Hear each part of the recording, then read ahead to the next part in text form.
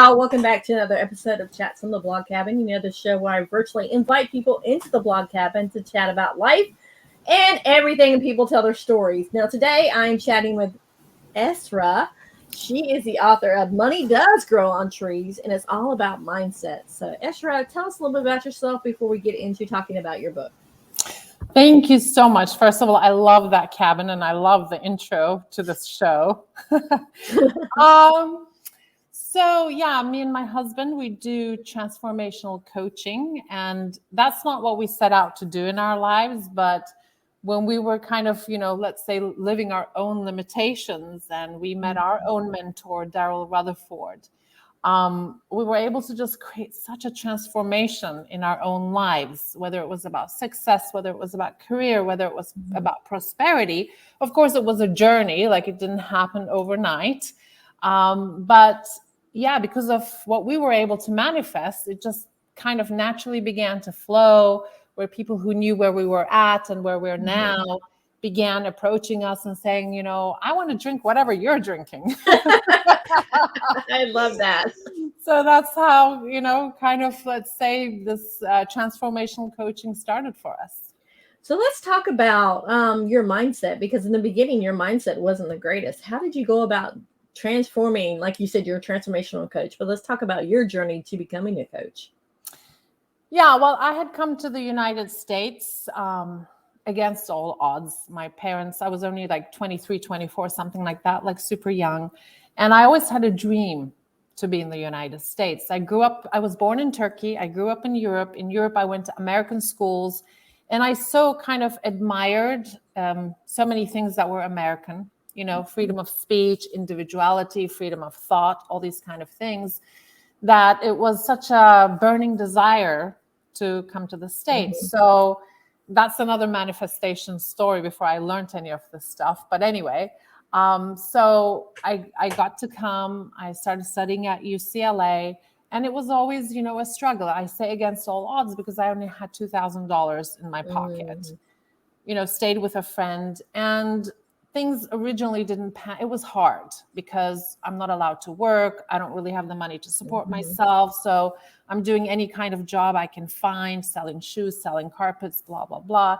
It really was such a fight, to be in this country, kind of a thing. So when things originally weren't really working out, and, I had a lot of kind of issues that I brought, but let's say baggage I brought from my past. I started getting depressed. I started getting into alcohol. I started getting into drugs and all this kind of stuff. And there came a breaking point where I'm like, you know what? I'm done. I'm done living this way. Like, either something's changing in my life ASAP, like tomorrow, or I don't even want to be on this planet. I refuse to live like this. So that was a moment of what we call a being choice, when you very clearly say no to something else, some creation in your life, so that you can say yes to something else.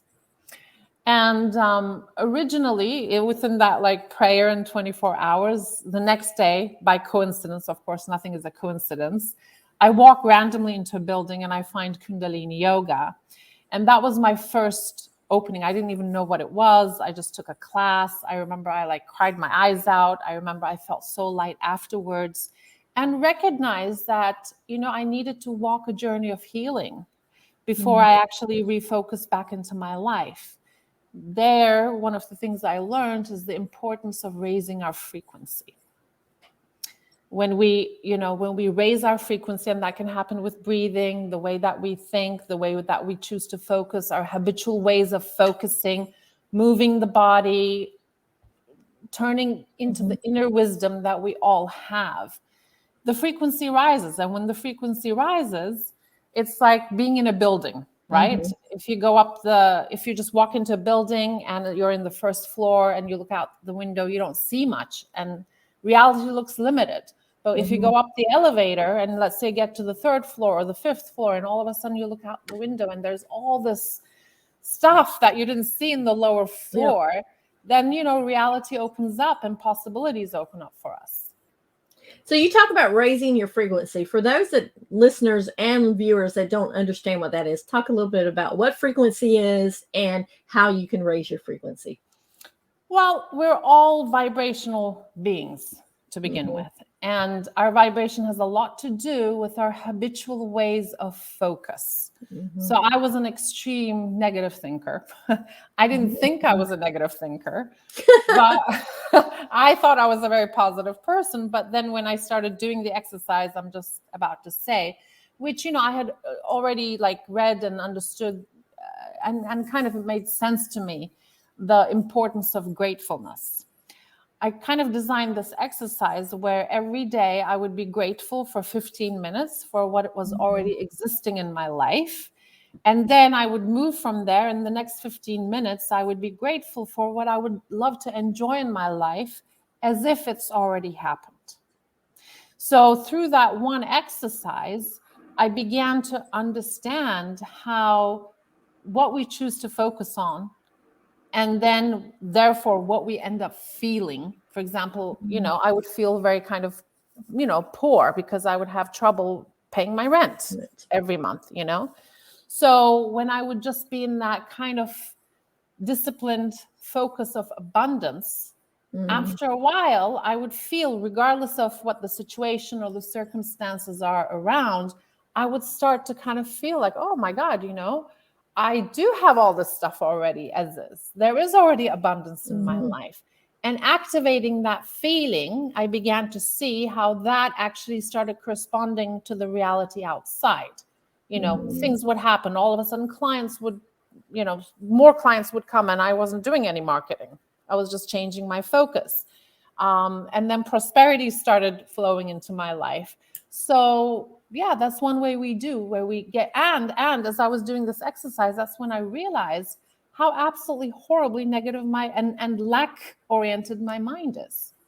Because I would say things like, well, at least I have an apartment. But really what I would be thinking is like, oh, great, I went to 2 universities and this is all I have, is really like what I'm thinking. And I'm like, oh, what am I doing here? And then I would stop and try to like reverbalize until I could activate that feeling, a better feeling state. Yeah, I love that. So basically, it's all about your mindset. If you go in with a negative mindset, you're obviously going to see everything negative in your life. Exactly, because really all reality is the perception in which we choose to sit.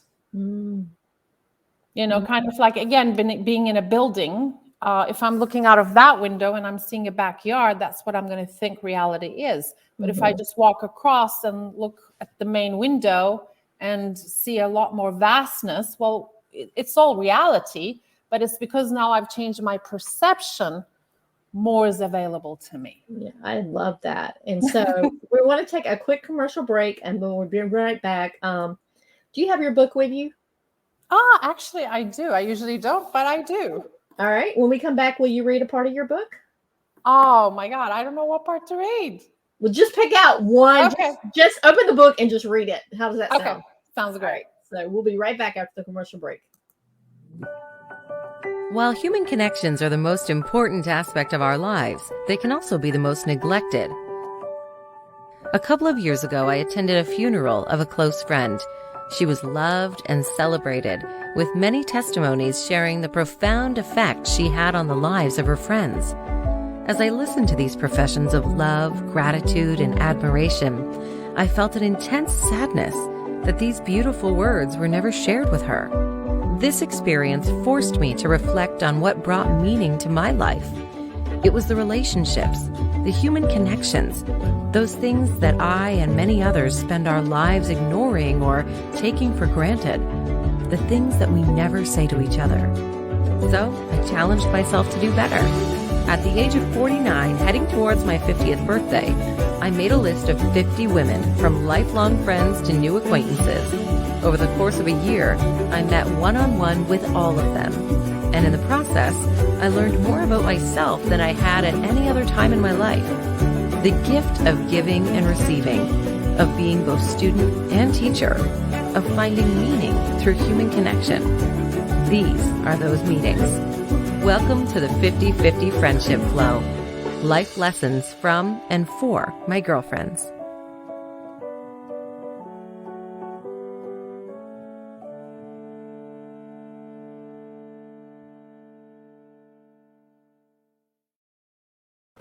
And we are back talking with Esra. Before we went to the break, I put you on the spot and asked you, would you read part of your book? And I said, just open a page and read. So are you ready to read? Yep, I just randomly opened a page, and I guess this is what needs to be shared. But before I read it, I want to say one of the things that I recognize in my life and that we teach is the understanding that we create our own realities, whether we end up enjoying the results or not. And the contrast is great, since we're the author of, let's say, a result that we're not enjoying. That contrast itself brings us clarity as to what it is that we would rather be experiencing. And we're very powerful to move from what doesn't work to what does work. So I was a victim of not feeling like I have enough. I'm like, I'm all the time struggling. I can't. Why can't I? And when I figured out that I was experiencing a reality with a lot of lack of abundance, that it was a choice of mine, something I decided as a 7-year-old, all of a sudden, the problem and the lack I was experiencing ended up being my access point for empowerment. So that's the story that came, up when I opened it. So this is when I was having my first coaching with my mentor. And basically the reason I started working with him is because, I was having financial problems and I wanted to get into a better space. He asked me to connect to my earliest memories about money. I was immediately transported in my mind's eye into my grandmother's living room, where there was a crowded group of guests she had invited for the afternoon tea. I was in the background, supposedly minding my own business as a 7 or 8-year-old. It looked like I was watching TV, but I had my ears perked up like a little rabbit, tracking the conversation of the grown-ups very carefully. One super loud, know-it-all woman was talking about a young girl who had been married off to some prominent old doctor. I think he was 3 times her age or something close to that. This woman was praising the young girl for making a materialistic choice. A woman is stupid if she marries for love. Even experts claim love is just a chemical phenomena, naturally over in just 4 years. She was smart and bowed down to this arranged marriage. This is how a woman should be, obedient and smart. What? Love was stupidity? What planet were these grown-ups on? What were they thinking? Hitting alarming levels of existentialist panic, I peeked from behind the wall to examine how all the other women were responding to this proposition of utter insanity. They were all nodding their heads in agreement, as if they were the chorus in a Greek tragedy, though I couldn't tell for sure if it was real agreement or masked boredom. I was livid, and more than that, I was afraid and felt alone, especially because I was not allowed to voice my own opinions as a child. They would have ridiculed me for being too innocent and chided me for meddling in grown-up affairs. Are these grown-ups the ones that are meant to guide me? I didn't think so.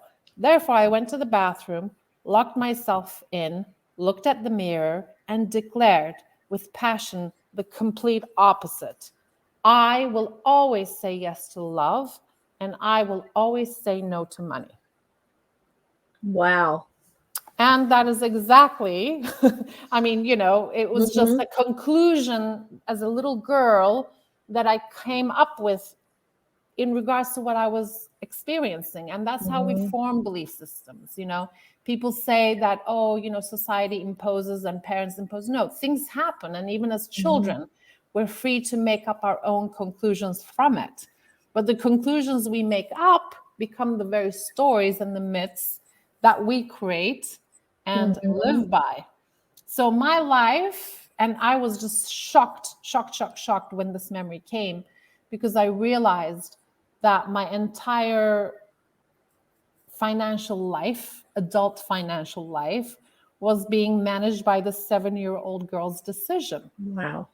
Where she decided love and money don't go together, that people either go after money or they go after love. And it's as if like they have to choose one or the other, that there is no other possibility. So I experienced exactly that for 35 years. Wow. At what point was like the aha moment? You said working with your mentor, that was your earliest memory, but the aha moment of, oh my gosh, I can't believe that's actually how I believe. And how hard was it to change your mindset from love and money don't go together?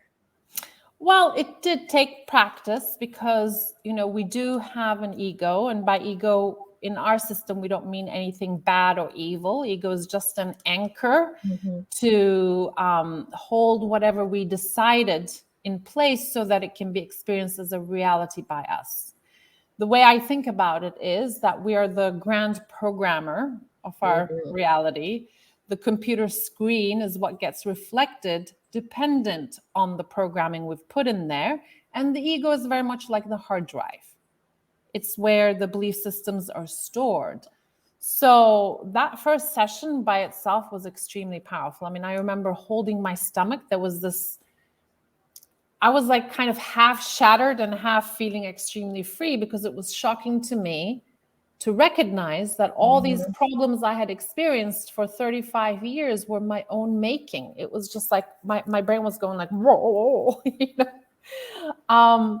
and then it took another, I would say, kind of 2 years or a year and a half back and forth. I learned very well to manifest money, but still, since my belief, like my ego kept on taking me back to the old box. So what would happen is I became really good at manifesting more money, but like it would disappear before it hit the bank because I was in the spender's law. Yep. And many people who kind of unknown to them, like mine, I mean, if anybody flat out asked me, do you have a bad relationship with money? I would have said, what? No. Oh, it's something that we need and da-da-da, But yeah, since my relationship hadn't totally cleared with money, although I discovered this, I was still very much under the spender's law, which means that we spend more than incoming money on a monthly basis. It's a way of, because of the negative belief system and relationship, it's the way in which our ego just gets rid of the reality of prosperity. Now, I do want to mention that I think you mentioned in your book, our egos are there to kind of protect us from being hurt and from going back and going through the same cycle over and over again, right? Exactly. So if I have a belief system and I've decided money and love don't go together, the ego isn't wise. It's not like it's supposed to be our guide or anything, but it's our like loyal soldier. So when I give it a program, hey, ego, just so you know, money and love don't go together. And just so you know, we're choosing love. Well, what the ego is going to do is, even if we forget consciously the decision we make, the ego, like a hard drive, doesn't forget the decision, and it just holds that programming in place. So, for example, one opening of that, and I just made that link way later after I got out of the box, like I never had rich boyfriends. Never. Oh, wow. Whenever a guy that I knew was rich would ask me out without ever getting to know him or giving it a chance or an opportunity, it was an immediate no. I didn't know why I was responding that way. It was just like I would find an excuse as to why I don't like them, but there was a pattern there. If they were rich, it wasn't okay for me to date them because of the belief system. So that's how the ego protects our previous reality. Wow, that is like really woo. So how do we get out of our own way? Because obviously it's a struggle when you're your own worst critic, number one. So, and then you have these mentalities that you created for yourself, and the ego is helping you along, being your, like you said, loyal servant. So how do we get out of our own way to make sure that we have a great relationship with money, that money and love do go together? If you marry someone rich, it doesn't necessarily mean you don't have love. Well, I think one important way, there's a couple of ways, but one important exercise is, because that happened to be my code and my relationship. Not everybody's code is, the same. So if we're having financial problems, or we're having relationship problems, or any kind of problems you can imagine, a good exercise is to close the eyes and really exaggeratedly. So let's imagine money. So I would close my eyes and just really see myself in this picture of extreme unlimited abundance. And you kind of walk yourself through it, like how your day would be, what you would be doing, da, da, da. And usually what happens is, instead of enjoying it, there will be something that bothers you. For example, when I did this with a friend of mine, it's a recent example, that's why I love it. She was like, oh, I've gone to all these prosperity workshops and I've been working on prosperity for 10 years and I just can't figure it out. I just can't do it. And I said, well, what if you're looking at it in the wrong way? What if it isn't that you can't, but actually you don't want to? What if you're experiencing exactly what you want? And she wasn't poor, but she would just have enough money to, pay all the bills and pay all the rent, and she'd never have more left over. And she's like, don't be silly. Of course I want money. I know what I want. And I'm like, you want to put it to the test? She's like, sure. So she closed her eyes. I made her close her eyes and, did this exercise I'm just saying, where she just closed her eyes and she's just having so many investments. She doesn't even have to work for money anymore. And she can just choose to work or not. It's a choice for her. There's no must or neediness. And what started happening is that she started sweating. Oh, wow. Me. Just like, literally heat and sweat were coming through. And she's like peeling off her jacket. And I'm like, well, there we go. What are you feeling? And she's like, I feel a lot of shame. I'm like, interesting. Why in this vision do you feel shame? And she immediately got into her code and she's like, oh my God, I believe that if I have more, others will have less because of me. It's a very common one, that one. Wow. So that's one way. And the other way is waking up and remembering the incredible power that all of us have. And that is the power of choice.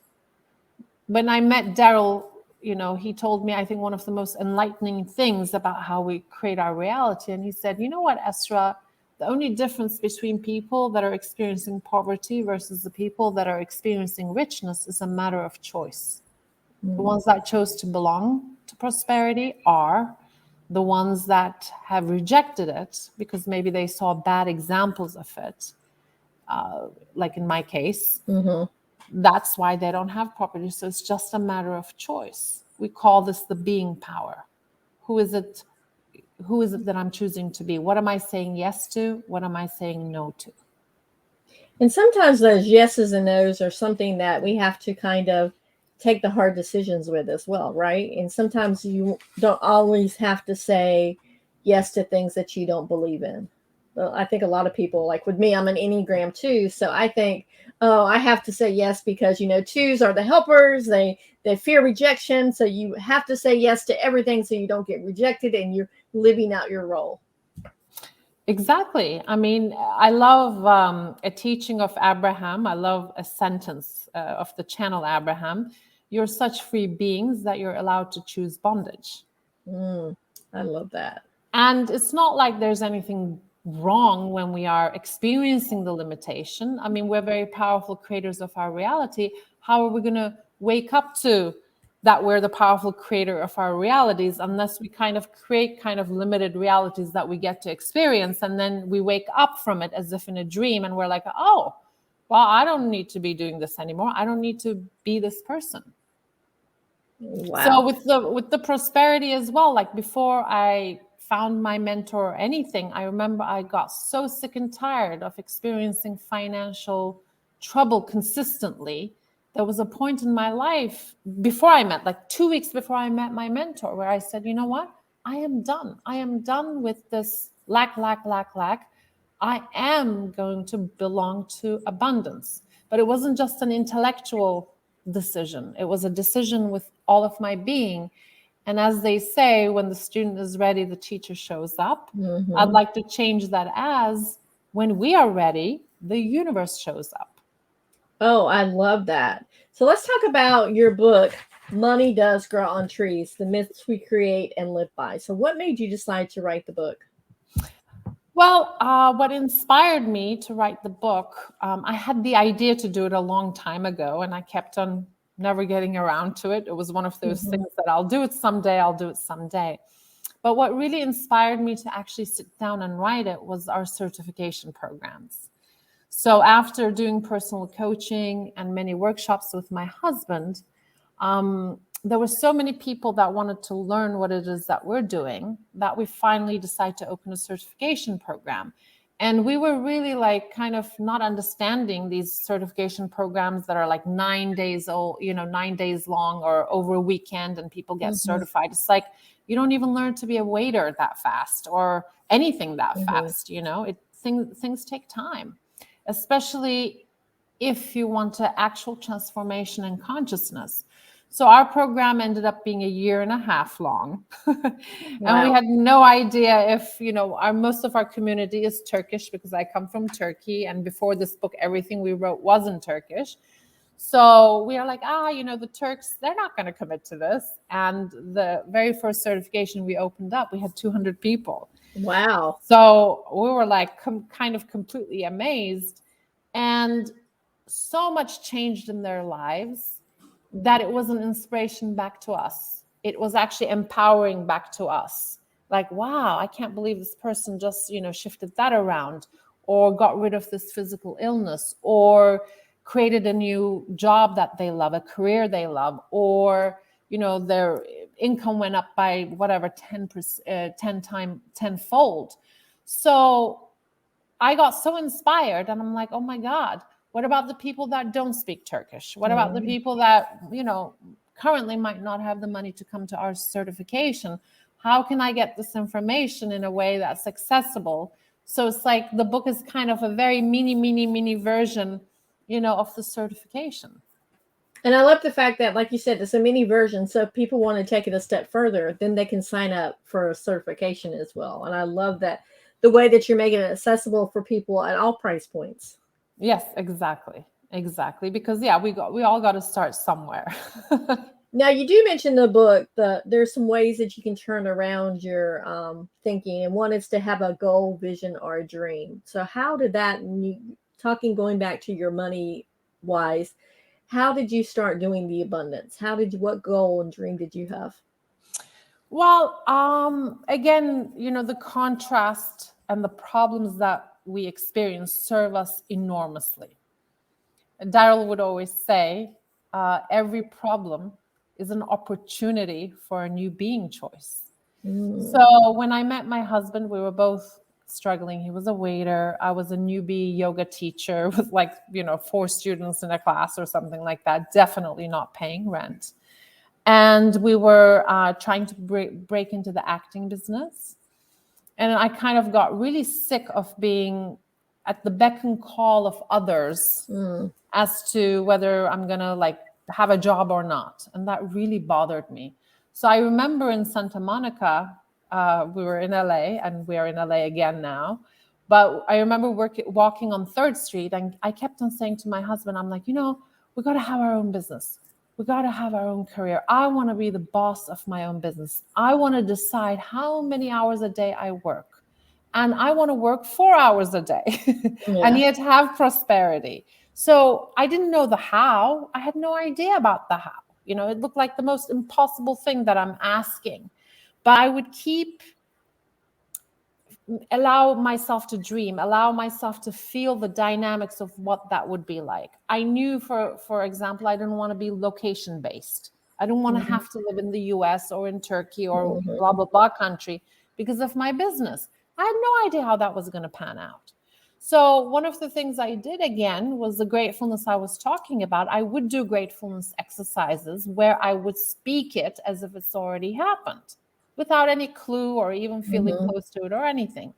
Well, eventually, after I met my mentor and we had a transformation and things started kind of crazy manifesting in our lives, then people came and said, as I said, I want to take classes from you. So then all the seeds that I had planted back then with clarity and passion, that's very important. Sometimes we're not clear we're so focused on the problem and that what's not working. We don't lift the head out of the box enough to visualize, to imagine, to allow ourselves to dream like we did as children. As children, when we played house or played to be a nurse or a doctor, we would experience it as if it's a reality. We didn't have any limitations. So it's going back to that state of being. And another thing is you said discover what belief separates you from the goal, vision, and dream. Like you were talking about, you realized when you went back to your earliest memories about how you equated love and money, how they didn't go together. So that's very important. But sometimes people don't want to see it. So how do you talk to someone that they have this belief, but they don't want to see it, even though you as a coach can see it? I don't talk to them. Because unless the person is ready, nothing can move. Unless the person has already chosen to change their lives, there's no getting through. Because the powerhouse is never the technique. The powerhouse is never the guru. The powerhouse is never the teacher. The powerhouse is the individual.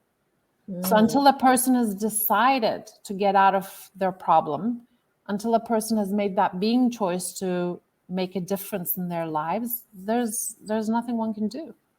I love that. So basically you're like, sometimes you probably have to turn down clients that aren't ready yet to do the transformation, even though they say they are, but they're not really. Usually what I find is, and that's why it's very important to do, some people have this thing of like, oh, spirituality and money doesn't go together, so we should do it for free, la, la, la. No, if they're committing their time, if they're committing financially, it's a pretty high possibility, like 90%, that they're ready to change. Then it's all about, their ego can resist this or that, but the actual choice has already been done. Yeah, I love that. And then another thing you wrote, you said, see how ridiculous the beliefs, where it comes from, and laugh at it, laugh out loud about it. So did you laugh at the moment you realized that your belief of the 7-year-old little girl saying love and money don't go together? I did. I mean, two things happened. Like my ego was totally crushed in terms of like, oh my God, I can't believe like I dragged myself through this pain all these years, in that department of my life. So like my stomach hurt. I remember that. But the feeling when we have an aha moment, when we get out of our box, it's very much like, it's not an intellectual thing. It's like you wake up from a dream. And let's say in the nightmare, you were so scared. And then you wake up in the morning and you're like, oh my God, I'm so happy I'm awake. What was that? And you can laugh. So I love to say something is the drama is a tragedy until we get outside of our box. And then you can just laugh at what it is you've created. It's funny. I love that. I love that. The fact that you can laugh at something. And a lot of times they say hindsight is 20/20, is that looking at when you're in the situation, you can't see the humor in it, or you can't see how to be grateful in it. But then when you're on the backside of it, you can look back and say, oh man, did I really do that? That was the stupidest thing I ever did, and start laughing about it, or say, oh, I learned this lesson because of what happened to me. Exactly. So in the bigger picture, in the universal picture, nothing is ever really going wrong. And it's hard to, I don't all the time like dwell there either. I do have times where I feel like a victim about something, or my frequency goes down. It's kind of forgetting and re-remembering and forgetting and re-remembering. And every experience we have is absolutely valid for exactly how it is. But when we decide, for example, I want to say something about beauty. When I was again in my teens and I liked this guy for the first time in my life, I came to my grandmother and I said, Grandma, do you think I'm pretty?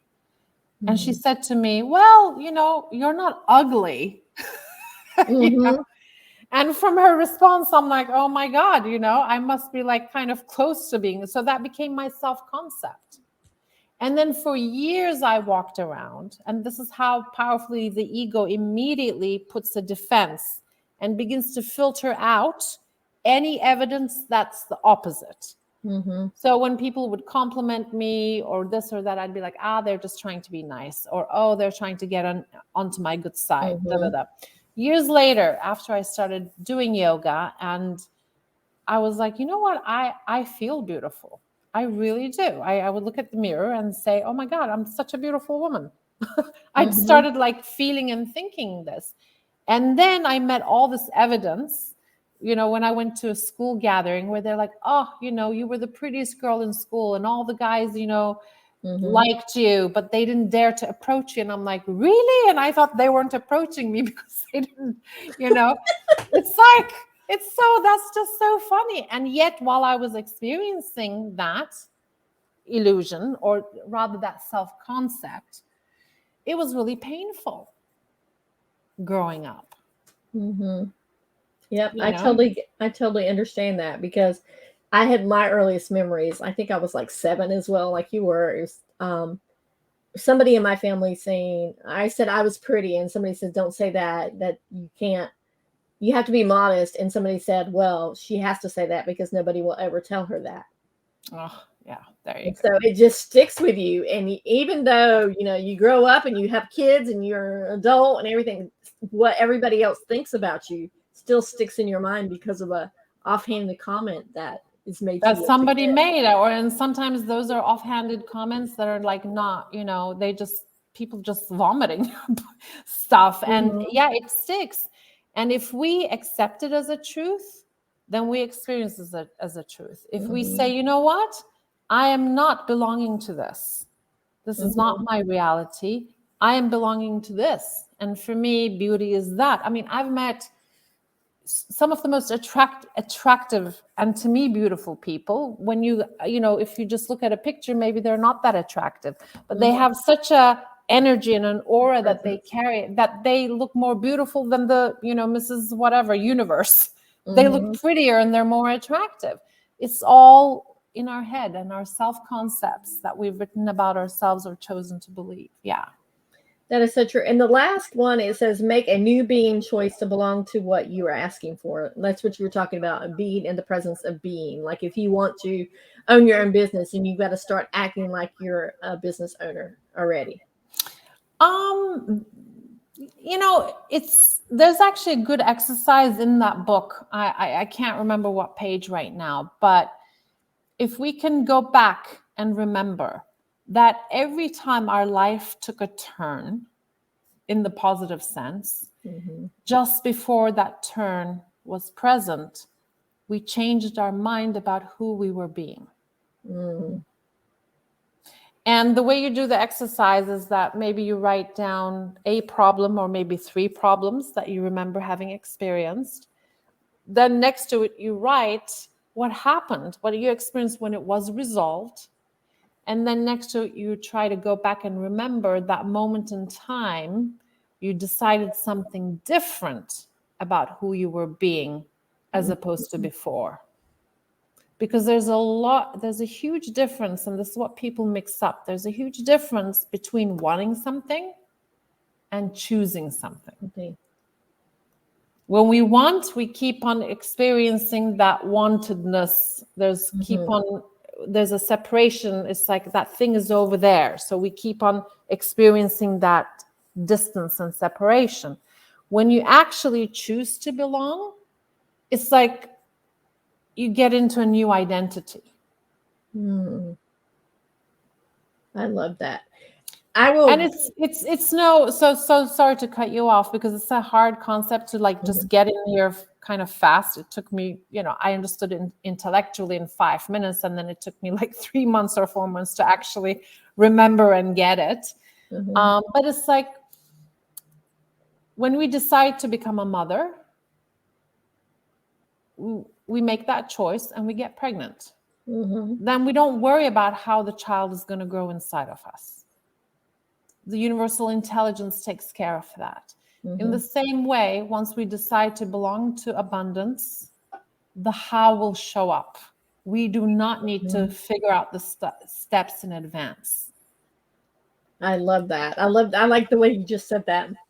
And you compared it, because honestly, I think a lot of people say, well, I'm living in abundance, but then they worry about, oh, well, when am I getting paid? When's this coming in? When's this coming in? Or why do somebody else, and start comparing themselves to each other, to somebody else, saying, why is that person getting so much more opportunities than I am? Because they're not living, they're saying they're living the abundance mindset, but they're looking at everybody else's abundance and comparing it to what they have. Exactly. And that's the conditioning that abundance comes from outside. Oh, it comes from our parents. It comes from, having an education. It comes from being smart. No, it comes from the ability to cultivate emotions and feelings and focuses of abundance. When you feel abundant, the life's mirror has to reflect that back.